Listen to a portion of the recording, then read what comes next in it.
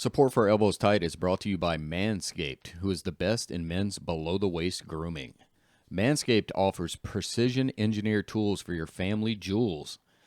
Manscaped recently launched the Ultimate Men's Hygiene Bundle, the Performance Package. Join over 4 million men worldwide who trust Manscaped with this exclusive offer for you. 20% off and free worldwide shipping with the code ETP20 at manscaped.com. If my math is correct, that's about 8 million balls. That's a lot of balls, Johnny. When Manscaped reached out to work with us, I instantly thought, yes, what a deal. I've been using Manscaped products for a while now, and when they mentioned helping out with the podcast, I thought it was a no-brainer. I have the Lawnmower 4.0 now, but I had the Lawnmower 3.0 and absolutely loved it. Also, most people think about Manscaped as just trimmers, but really they have ball deodorant, ball toner, the weed whacker, which is your favorite thing, right, John? Yeah, I love the weed whacker. Look, I'm about to hit like 45 years old, so I got hair growing out of everywhere now. So it's coming out my ears. I'm like, man, where is that weed whacker? It's definitely my favorite. Get 20% off and free shipping with the code ETP20 at Manscaped. That's 20% off with free shipping at manscaped.com and use code ETP20. Unlock your confidence and always use the right tools to get the job done with Manscaped. Welcome, everyone, to another episode of Elbows Tight Podcast. It's your hosts, Travis and John. John, how you doing today, man? I'm doing good, man. How you doing? I'm doing fantastic. It's a beautiful day outside. It's that fall weather, which is like perfect for hanging out, drinking some beers, roasting some marshmallows. We've had a couple days of some rain, which kind of sucked, but I felt like that was the change you just experienced. Like when you went out this morning, it was crisp. It was beautiful. Like you're like, oh yeah, winter's here. Winter is no longer coming. It is here. It is here. It is here. I mean, we're gonna get snow next week. Probably, which will make training kind of hard because if it snows too heavy, then it's gonna be like, great. How the hell am I gonna get to the gym? I mean, you got a big truck. It's not a big truck. It's a full size truck, but yeah, those are called big trucks. I have a small truck. That's debatable. I wouldn't even really say. I don't know. Do you guys at home think a Jeep Gladiator is a truck? I don't really know if it's considered a truck. It has a bed. But El Camino has a truck. Which is a bed. And an El Camino is a truck. El Camino was not a truck. I disagree. Ask anyone with a mullet. It's a truck. First of all, if you have a mullet in 2022, you're my hero. My wife won't let me get a mullet. I've asked multiple times, and every time she's like, no, you're not getting a dang mullet. And I'm like, what? What's wrong with mullets? Like, those look great. I would love to have a mullet. I kind of do the fake thing, which our audience can't tell because they only see the front. Yeah. John definitely, well, you kind of have like a point that comes down the back. Yeah, that's what I'm saying. Yeah. It's kind of like a fake. You can't really tell, and then when people see it, they're confused more than anything. they're like, that's a grown-ass man with a what little rat that? tail. You guys remember back in the 90s, rat tails, how cool they were? Oh, how times have changed, man. I also remember when people used to have the bangs that would just be like the two braided bangs that would come down, or like the spikes. Hit me up in the DMs if you remember the spiked bangs back in the day. Rest of the better head was yet, shaved. give us a picture. Show a picture. I used to have like long hair that was like past my shoulders back in my emo days when I used to hate my life. And is that when you wore a lot of black lace or what? I didn't wear black lace. I thought that was emo. I mean, that was more goth. Oh. Look, I'm not going to get into the semantics with this. All right, John. We got some news. Jonathan, what? You're back. You're back, man. I am back. How is it? It's been fine. I've been going to the fundamentals class, which is a little less intense, but they do roll afterwards, so it's nice to get some feeling back into it. I'm drastically out of shape. Yeah. Like it sounded like bellows on my first roll. Like I could hear the air wheezing out of my chest. And I was like, Jesus, I've really just let it go. That's so funny. But it feels good to move around again, and I don't know. It seems like easier to learn when you take a break too and you come back. Like I'm not trying to retain everything because everything's familiar. So I'm just picking up stuff that it just seems a little bit easier, I guess, on that aspect, just not the physical part of it. That's such an interesting take because I wouldn't even have considered it being easier or harder, even though you're back in the fundamentals class. that it's because you already know it. I would think it's easier to retain because your mind's not like exhausted from learning. Like Yeah. you've had such a long break between. Yeah. Well, when it's like the first time somebody's teaching a technique and you're trying to get every piece of it they're telling you, like with the hand goes here, this goes there, that step there. Well, I mean, after you've done it for a while, right? And then you take a break and then somebody teaches it again, you can really just focus in on like the key points without trying to pay attention to everything. Yeah. So I found that I like that a lot. Yeah. That kind of brings up the whole thing that I talk about when people first start in jiu-jitsu. They often get asked by like an instructor or someone teaching them, like, do you have any questions?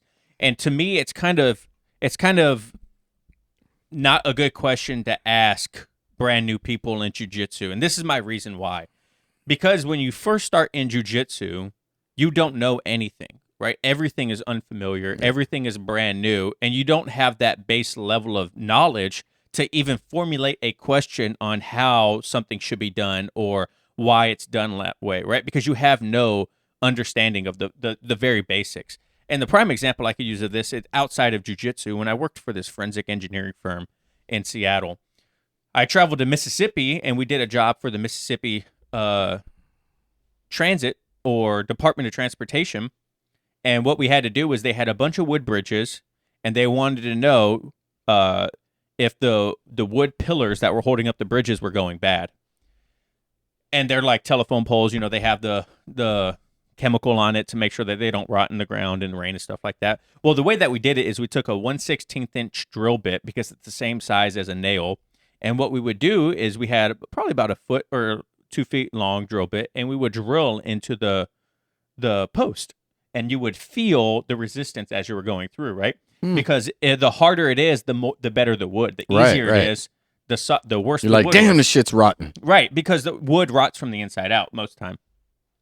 And so we're practicing before we go out, and we just have this one that everyone's taking a turn, getting familiar with how it's going. And the project engineer at the time was like, okay, Travis, go ahead and go. And I'm drilling, and I'm like, I don't even understand like what's going on this, right? I've never done this before. And he's like, so what do you feel? I was like, I feel like I'm drilling into a piece of wood, dude. I don't know. He's like, well, was it soft? Was it hard? I was like, I give me like 3-4 more attempts at this, and maybe I would be able to understand what a good one feels like, what a bad one feels like. And it's the same thing with jiu-jitsu technique, right? Like, you don't know what you don't know, and you can't understand if the technique is working or if you're doing it right because this is your first time ever doing it. Like I'm sure there's times now when you're in class and you'll do it and you're like, man, that felt good. Like that was a good rep. Yeah, right there. yeah, for sure. Yeah. It's interesting. One thing, I don't know when the last time you've been to just watch new people, but they always struggle with just shrimping. Yeah. Like shrimping, like that's something you try to explain to somebody and they're like, what the hell are you talking about? And when I watched it when I got back, like I just watch them struggle and, Billy's helping them, right? And I always just want to stand over them so they could push off my legs so they understand why they're shrimping, Yeah. So I did that when we were there and I was like, if you just do that, then they understand it like right away. Like this is why you're doing it. You can push right off of me. Yeah. Like it's just interesting. And it kind of goes to the point that Sergio made on what makes a good student. Trusting your instructor on why you do something, because in our head we do want to know the details. Well, most of us do. Right. We want to know the details on why we're doing something. What's this going to actually work for? Is this going to be practical? Am I doing a kata? You know what I mean? Like, and do you feel that now that you've came back, because you are in the more of the beginners class, that you're kind of taking a leadership role in helping people? Or are you just trying to get back to your base? I'm not. And honestly, I'm not trying to take any type of leadership, mentoring role. I was like, there's two parts to that question. I'm not. It's like, I'm not to both. And honestly, I don't ever want that in jiu-jitsu. That's not something I want. I don't ever want to be a coach. I don't want to ever have to teach it. That's not my strong suit. I'm not good at explaining things like that. It's just not something I'm comfortable with. So I would hope I'm never doing that in jiu-jitsu. But, I mean, as a colored belt, especially in the beginner's class, you're supposed to be partnering up with someone that is newer, right? So that way you could help them. So in those moments, you just kind of like back out, or do you I don't know. call I mean, Cody over? You're have, like, hey, have we Millie, not been in class before and they say don't teach the students? I'm not saying you're teaching. You know what they say, like, I know, Yeah, but I think I think at our point, Yeah. right? We're coming up on 3 years as blue belts, and I think at our point, we understand when we cross what's crossing the line and what is. I mean, if it's something like dumb, sure, I'll tell them, right? So, like, if they are putting their hand in the wrong place, or or if they're just like squeezing my head in some dumb headlock or something. yeah, and you're like, that's actually not doing anything. Yeah, or if they're pissing me off. if they're trying to pass my guard and they're crushing my nuts or something, like, yeah, I'll be like, actually, your hand goes here, and keep my hip down here or something like that. But yeah. if it's anything like crazy technical, I'm probably just gonna not involve myself with it. Yeah, I mean that's interesting. I'm kind of leaning towards the same thing in a sense. I've been partnering with like Cody and other blue belts lately, and I think more of what's been happening in class with us is we've been kind of having more of a conversation, a technical understanding conversation of the technique, right? So I'll partner with, like, say, Will, who's a blue belt. He's a super killer. Man's like, looks like he's carved out of marble. He's ridiculous. Like in the 300. He's one of the guys. Literally, I'm like, dude, stop flexing your abs. Like, I'm not. I'm like, whatever. Yeah. But like, we'll do a technique and we'll sit there and break it down. We might take a little longer with each technique, but we really try to understand every rep on why it's going the way it's going, And I think for people that are first starting or in the beginner's class or coming back from a break, that could be very, very beneficial, right? Talking to your partner and being like, hey, man, how did that feel? I always ask, like, how was my pressure? Did you feel there was any space? What could you have done to get out of that? Or what should I have done to make that better? Yeah. I mean, I see the value in that for sure. But do you think you could do it in the beginner's class, even though I haven't really thought about it. Honestly, when I go to class, it's more of an escape for me, right? If I'm managing all day at work, I don't want to have to coach anyone when I get off work and I go do something in my off time. Yeah, if you guys don't know, John recently just picked up a new position at work. Yeah, so just more work. That's all it is. It's literally just more paperwork. Yeah, he has to listen to people's problems all the time. And if you guys know John outside of the podcast, you know he is a man of empathy. What are you talking about? He loves people. I do love people. I'm lying. He is not a man of empathy. I would just say I'm more stoic, and people are not. Yeah. That's the difference. Very true. You don't let little things get to you. Didn't you have a promotion there recently? I wouldn't say I mean, I got a third stripe on my belt. Yeah. I got a third stripe on my belt. All right. Well, how was that? Tell me about it. How do I say this? It's my first stripe that I've gotten from Sean. All right. Right. And so it was a big honor for him to, not finally for me to actually finally earn a stripe from him. Right. It was a very proud moment for me. Right. Because he's been teaching us for 2 years now? It's been a while for sure. Yeah. So it's my first promotion. I don't even know how long. Long time. But it was a good thing. And it didn't feel like he gave it to me because everyone else that was there was getting one. And it's never been like that at our academy. But I do know of people like the kids class. A lot of times kids will get stripes on their belt because they've just been showing up. Right. You know what I mean? Well, you got to keep motivated. Granted, they should, right? In all actuality, because they have so many belts and so many colors. And I think a kid earning stripes from showing up and being consistent is a very good thing. But for me, I felt like I earned it like really hard. Like I've been really practicing. Lately I've been really thinking about jiu-jitsu in a more of we talk about it like more of a philosophical way of like, if you guys are following us on Instagram, I've really been trying to put more thought into our content on how it can help other people because it's been helping me thinking that way about jiu-jitsu. I've had like a complete different mindset change. And since doing that, I feel my jiu-jitsu has exponentially grown. And so getting recognition from Sean and getting a stripe, I was like, man, this feels great. And what's even more interesting than that is besides my stripe, Charles did not get a stripe that day.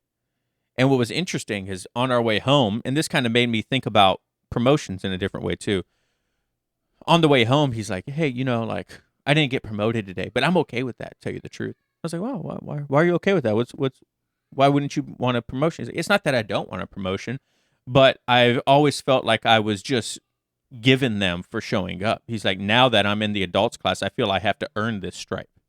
But you can't argue with that. Right. I'd be like, that's good. That's good. Right. And so it was interesting to hear a 14-year-old kid who's a gray white belt, been doing jiu-jitsu probably just as long as we have. Mm-hmm. And he had this mental shift in his jiu-jitsu journey. I think your phone's ringing on the table. Go ahead. He had this like mental shift in his mindset as well of not getting promoted. So he realized like, hey, I kind of have to do more than just show up as well. And it's real cool to see him understand that now, because otherwise he would just think, all right, promotion day, I'm showing up. I'm getting a stripe. Promotion day, I'm showing up. It's time for my next belt. And it's not that it disvalues his promotion, but I don't know, it makes him want to learn more. It makes him want to go to class because he knows now I have to actually earn it. You know what I mean? Oh, for sure. And I mean, I don't know, like he's growing up now, right? Like just like you had this fundamental shift in the way you're looking at jiu-jitsu, he's having the same thing, and it may just come with time and as you grow up and, you just gain that little bit of wisdom. Yeah. And congratulations, Riley. I saw you got that blue belt. Yeah, and then Riley, the silent assassin, got her blue belt. Well deserved. She's 16, so that she could officially be a blue belt. Rolls are just as hard as before. It's like ridiculous. They're probably harder now. Yeah, I was rolling with her the other day. Funny story real quick. I was rolling with her a couple weeks ago, and her dad was like sitting on the sideline, and she's like, Travis. He's like, Travis, I need you to put she's been a little bit of a jerk today. I need you to put a little butt whooping on her. I was like, okay, for sure. I was like, I got done with the roll. I was like, sorry, bro, I tried. Not today. Not today. So who do you typically partner with now that you're back? John. And I, look, nothing against like brand new white belts. I love them, but I'm not going to roll with them right now. Why is that? I don't know what my shoulder can take at this point, and I don't want some crazy abrupt movement that I can't anticipate or so I'm just gonna caution there. I'll probably just roll with the blue belts and higher for now. What was your first roll like? Did you still feel like, 'cause I mean, you were only gone for what, like 5-6 months? Yeah, well, Maybe? I mean, Not it's even? been a year since the surgery. Right. So I tried to go back. I take that back. Yeah, it's been. I tried to go back, I think, around the 8th month mark, and I went to 2 or 3 classes, but I was rolling with Cody, and he kind of pushed on my hand, and I screamed like I was dying. Yeah. And I mean, it was not even a move. He was literally just like pushing my arm back. And I knew at that point that I probably shouldn't come back to any more classes until I could take that kind of movement. So it just feels tighter and stronger now. I just want to ease into it. And I mean, you're talking 2 shoulder surgeries at this point. I don't want a third one. So, and I don't want to quit. So I'm just treating this totally differently coming back. I'm not going to worry about so much of the competitive side of it, like I feel like I did before. Agreed. I'll probably tap often sooner than I used to. As soon as I felt people even going for like a head and arm with this arm, I just tapped. As soon as they even got it over, I just tapped. And I'll probably continue to do that. I don't see why I'm going to chance it. Yeah. That's interesting. Do you feel like there's anything that has changed since coming back, like physiologically? Like, do you feel certain positions or certain moves because your shoulder's still kind of recovering is not as good or not as easy? No. I would just say it was funny because when I was rolling with John, he was like, "Man, whew, you sure are rusty on the movements. Like timing's completely off at this point, right? Like, that's 100% for sure." Yeah, you're like it's like a toddler. Like I throw something at my son, and then hits him in the forehead, and then he tries to catch it. Yeah, like I'm going to I used to spring up off the mat, real quick. Now it's kind of like, let me put a knee down and my arm, and then get up off the mat. Like, the flexibility definitely went down a bit. It's hard to get all that stuff. You work your way up to it, but it's so easy to regress. Just a couple months off, and the regression is insane. Yeah. So are you going to be doing anything outside of jiu-jitsu to hopefully rebuild some of that regression? I don't know. I run at home on a treadmill. If I could get anything back quicker, I'd want my cardio back. Like for me, that's the biggest thing for me in jiu-jitsu. I feel like if you can maintain your energy level and you can breathe, like the longer the roll goes, like the easier it becomes. Yeah. When you find yourself gassed and all that's gone in the first 45 seconds, that's when the roll becomes like, holy shit, how much time's left on the clock? Bro. When you're looking up there and you're like, oh my God, there's still 4 minutes. I don't want that, Yeah. So we'll see. I might get back into some yoga. It's just all depending. I feel like life is settling down to a bit of a better routine now that the job's locked in. I was temporarily doing that for a few months, and my daughter's soccer's wrapping up, so it just feels like I have more time now. Yeah. Do you feel that relearning the basics have been helping you or not? Oh yeah, for sure. You know that drill Billy loves around the world? I'm sure everybody knows what that is. I wasn't never Is that. It, so just for people back home, in case they have something that's different than their around the world, what are you talking about for around the world? It's like you go through the entire movements where you're on the bottom, somebody's in mount, you put their hands on the ground, you do like a trap and roll, and then you go through, you stack them, you pass to the side, then you go north, south, and then you go left, back to right, and then you end up in the same position. They flip it, and then they go through it. It's a lot of movements. And, as soon as Billy's like, all right, let's go around the world, I was like, shit, I don't remember this to save my life. And he's like, does anybody not? I just raised my hand. I was like, yeah, I don't remember it. Can you just show me real quick? But it's like, it's just taking that time off. You can remember it, but you're just not fluid, Yeah.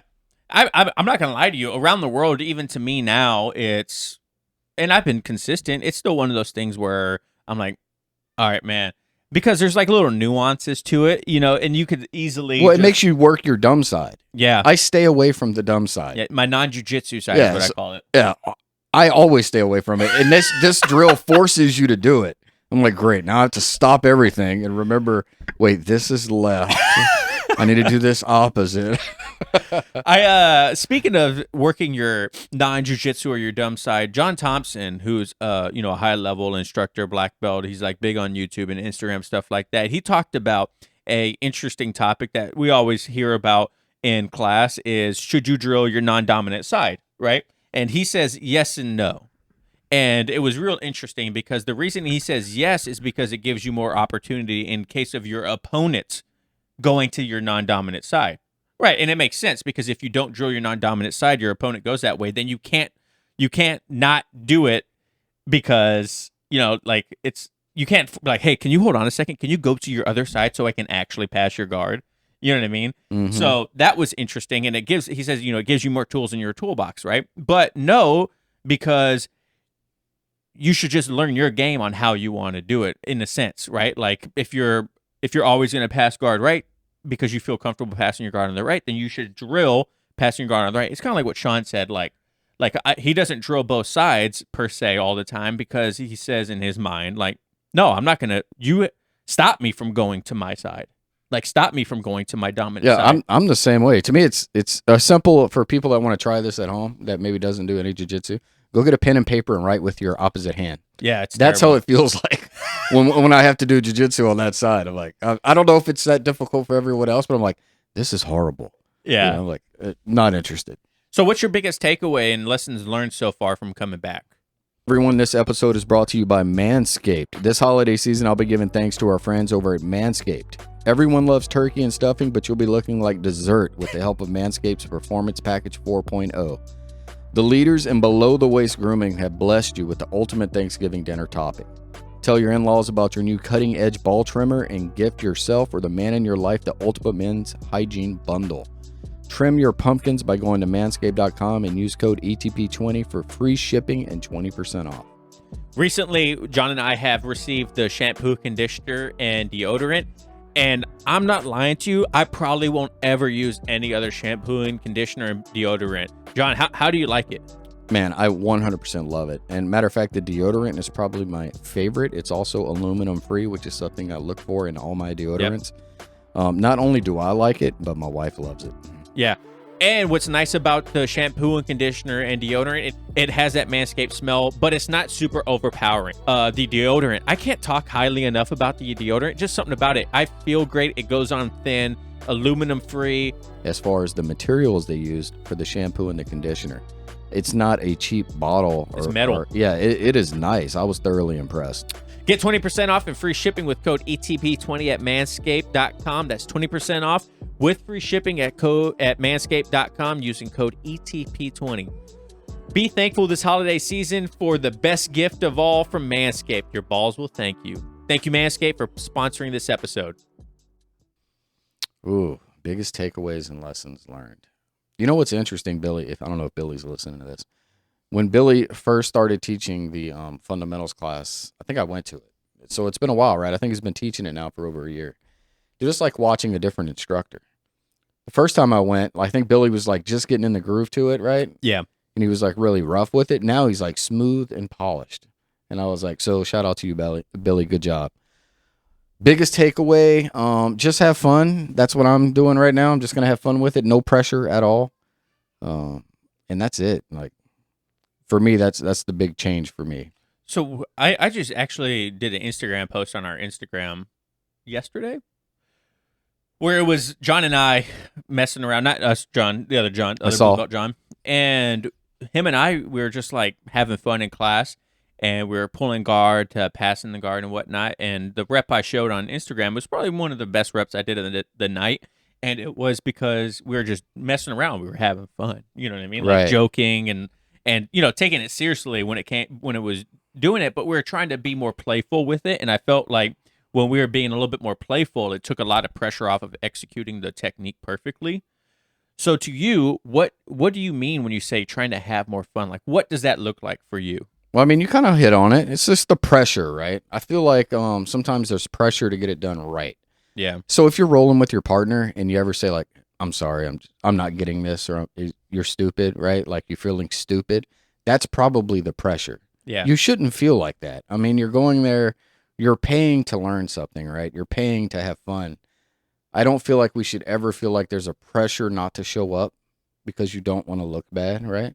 Right. And I feel like we've changed many instructors, right, over the last 3 or 4 years. Preach. So it almost felt like there was a pressure every time we had a change. And, like I told you, I've heard people on the mat. We've had the people that have gotten their blue belts, some people that have gotten other belts. When we've switched to a different instructor, some feel like now they don't deserve the belt they had, right? So I know they feel that pressure because they're at a certain belt level with whoever the instructor is. They need to perform at that level or better. So now, look, for me, I didn't get my blue belt with our current instructor. I would say I was feeling pressure before, right? Now I'm not feeling any. I'm just not going to have any pressure. There's just none. I'm just going to have fun. I'm not going to worry about it. I'm going to pay my dues, show up to class, and have fun. What do you think was the mind shift, the mental change on that? Was it taking the break? Taking the break, the separation, just being away from it. Yeah. And do you feel like you appreciate it more now that you came back because you had that break and you're like, man, like if I feel good, like everything's going great, like but you're just trying to catch up. Like how do you feel now that you're back? I feel more balanced now going back. I feel Balance, what do you mean by that? I feel like sometimes you can get too wrapped into something, whether it be jiu-jitsu, a video game, books, work, whatever. Like I feel like I was really focused too much on the jiu-jitsu as far as I'm going to miss my kid's soccer game. Mm-hmm. I'm going to miss the football game on Friday. I'm going to miss doing this stuff Saturday because I didn't want to miss class. I had to go to class. Now with that long break, it was nice. It was fun to go to my kids' soccer, go watch my other daughter at cheer, spend more time with the family. Now I just feel like I'm more in balance with my personal life. So I'm just going to go to my classes the 2 days a week. I'm not going to miss my kids' classes or games. And I feel like it's just a better balance. And that's how I was when we started. Yeah. So it's just nice to get back to that. That's a valid point too, because I feel like when you start getting to the point where you're taking your hobby more seriously than, your your family or things like that. And this may be a little hypocritical of me because I take the podcast very seriously, and I try to make sure that I go to jiu-jitsu twice a week at a minimum. But I think it's a little different because the podcast actually pays a little bit of money, and we've been seeing good growth and stuff like that lately. But I really try to make sure that if I try to put my family first, or I try not to leave the house for jiu-jitsu until I feel comfortable that the family's settled. Right. Lordell's good. Food is made if it needs to be. Maybe Lordell's cooking already. Make sure the kids are calm. Like if I leave the house and the house is in chaos, I know when I get to class, one, I'm gonna feel bad when I start coming home because I'm gonna be like, I've had an hour and a half break, or 2 hours, 3 hours. Sometimes I've been getting choked for 2 hours. I feel horrible. Right. With that break. And, yeah. and so like you said, right? Like you have to honestly put your personal life first. And not all the time. I mean, sometimes you can put your jiu-jitsu first. Be like, hey, well, I'm going tonight because I need it. We have put it first. Normally when we're separated from the family, TDY working, things like that, Yep.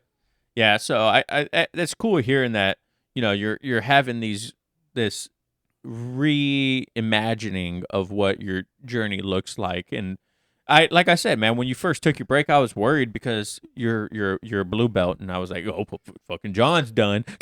Well, we had already went past the average. That's true. We had already went past the average. I know, time. 3 years almost as blue belts, man. Yeah. It's like it's crazy to think about how far we've come in our journey.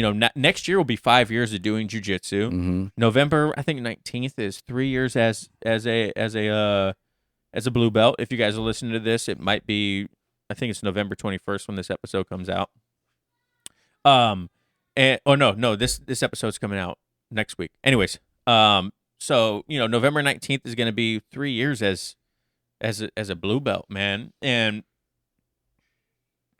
I'm not gonna lie, I was thinking I was gonna be a purple belt by now, like just previously.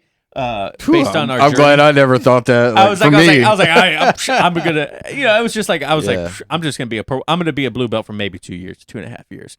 You know what I mean? I'm not gonna be a blue belt very long. And in my mind, I know blue belt's your longest belt. You know what I mean? But I'm honestly glad that I've been a blue belt for almost 3 years. Because some people have been blue belts for. I mean, Billy was a blue belt for what, 8 years, 9 years, 10 years, something like that. Yeah. A long time. Cody was another blue belt for 5, 6 years.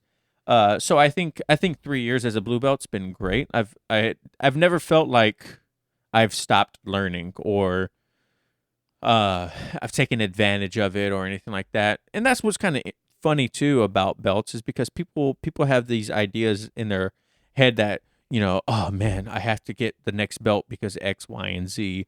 And you truly feel it when you're a white belt looking to get that first promotion to blue. In your mind, you have like these ideas of like, hey, I need to be a blue belt so I can do whatever, or it's a validation of whatever. You know what I mean? But at the end of the day, if you're in the class with everyone else, learning the same thing everyone else is, it has no matter of what your belt color is because you're learning the same exact thing everyone else is. Yeah, and you can watch a lower belt, catch higher belts all the time. Yeah, everyone get caught. That belt really, I mean, yes, it shows your skill level most of the time. Right. But you can be very new to the game and have an outstanding skill level.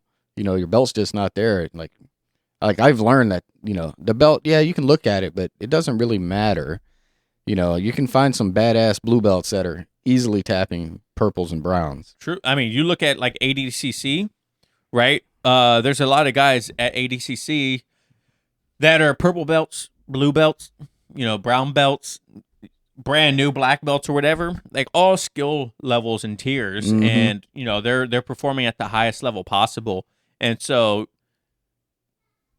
I don't like when people say belts don't matter, but I understand how that can be true because at the end of the day, a belt doesn't matter in the sense of it's going to stop you from learning something unless there's like an upper level. Well, I mean, the argument's like, you could say belts don't matter because you can look at no-gi. Right? Yeah. Like it doesn't matter if you have a white belt in that class and a black belt, they're not wearing it. Yeah. Right? It just purely skill level. Yep. Yeah. Yeah. You'd be like, man, you're whooping my tail. Yeah. Like when Jon, a white belt, was a brand new white belt, but they've been doing nogi and MMA for God knows how long. And they're just catching Jon and knee bars and everything left and right. And he's like, I don't know. Yeah, I don't even know what you're doing, bro. You keep doing it. I'm just going to keep tapping. By all means, you're like getting buck wild over here on me. So, but I'm glad you're back, Jon. It's good seeing you back. I'm excited for us to be releasing more episodes of just you and me. This is going to be the first one of many. Like I mentioned in the last episode, Jon and I are going to weekly episodes, and we're going to try to do Jon and I interview. This month isn't going to be like that. The last 2 episodes of the month, if you guys are listening to it when it comes out, are going to be interviews. But so yeah, it's great that we're going to be able to start kind of documenting our journey a little bit more again. You know what I mean? I felt like we haven't done that in a while. Yeah, for sure we haven't. Yeah. It's good to get back to that and just have a, just a conversation. Yeah. And it kind of reflection, I feel, is very important whenever it comes to learning anything, right? When I was in college, I went to school for organizational leadership, got my bachelor's in that, and one of the things that I learned there was the importance of reflection in team building and in organization building, right? Because say that you guys do a campaign to do something, whether it's change something at work, hire more people, or whatever it is, right? The team is doing something together. Right. And at the end of it, you accomplish it or you don't. It doesn't matter what the outcome is per se. What matters is you look back on how it went, right? Because that's going to tell you where your highs were, your lows were, what worked, what didn't, you know what I mean? Who worked harder than others, right? Things you can do better in the future, things that you should do again, right? And I feel like that is the same thing that should happen in jiu-jitsu. Not enough people, in my opinion, reflect on their journey in the micro sense, right? They reflect on it in the macro sense of, man, I've been doing jiu-jitsu for 5 years. Look how far I've come in jiu-jitsu, man. I've been a blue belt for 3 years, right? But they don't, in the micro sense, they don't reflect on right after the class, right? We all just kind of like leave. Hey guys, we'll see you next day, right? But thinking about like what happened in that class, like truly driving home. Like when I drive home, I try not to have music on. I'll just drive home and just think about the class and like the roles that I had and try to replay the technique in my head. And if I can replay the technique on how I was supposed to do it, that kind of like embeds it better for me. You know what I mean?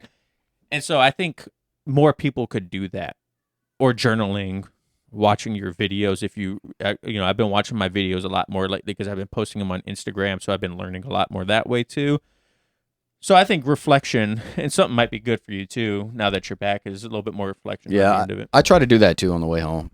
I'll think about how the class went. I really try to think about it the following morning on my way to work, because that is the time where I feel like I'm not going to be able to take notes when I'm in class, right? True. I don't have time to write them afterwards. I'm driving home. So that is the way I try to like cement it in my brain. So what do? Are you just driving to work and you're just like just thinking through the steps and like, when you say like what could I have done better? I don't know about everyone else, but I hate when I space out when the instructor's teaching something. Preach. And it just happens. I'm really trying to focus, right? I'm like trying to pay attention. And all of a sudden I'm in La La Land and I'm like, what the hell? Like, I don't know why that happens. I really try not to do that. I don't know if anyone has any tips or tricks on that. By all means, let me know. I'm the same way, dude. I'm the same. I remember it was a couple weeks ago. Sean was teaching something, and I think I was like looking off on something, or I like yawned, or I don't remember exactly what I did. But he stopped. He said, "Travis, am I boring you?" I said, no, Professor. I have ADHD, so if I look lost, it's just my brain wandering right now. You know what I mean? Like, no disrespect to you. Like, it just happens. Yeah. I've seen my kid do the same thing in class. She'll be like, off in La La Land. I'm like, no. Yeah. I mean, I don't know. I don't know what it is. Since Charles has like been back or has been doing the adults class with me, he's like, I'll sit there and try to pay attention as hard as possible.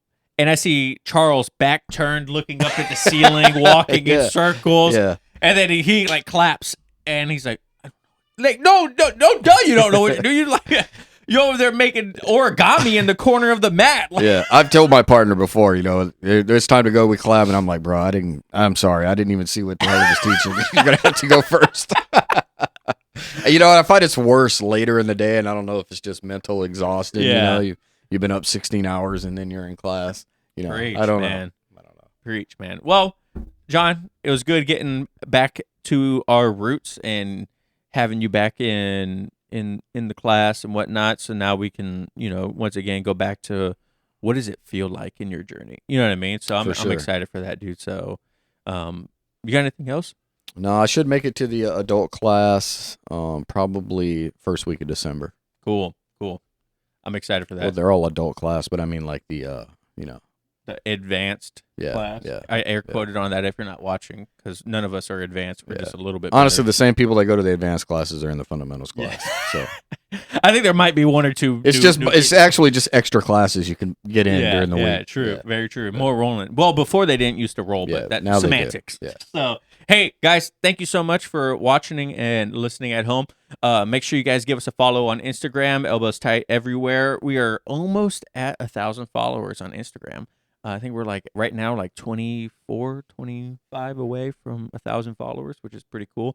So if you guys are listening to this and you don't follow us on Instagram yet, please go follow us on Instagram. And check us out, Elbows Tight Everywhere. Thank you guys so much for watching and listening at home. Remember, no oil checks here. Goes. All right, guys. Peace.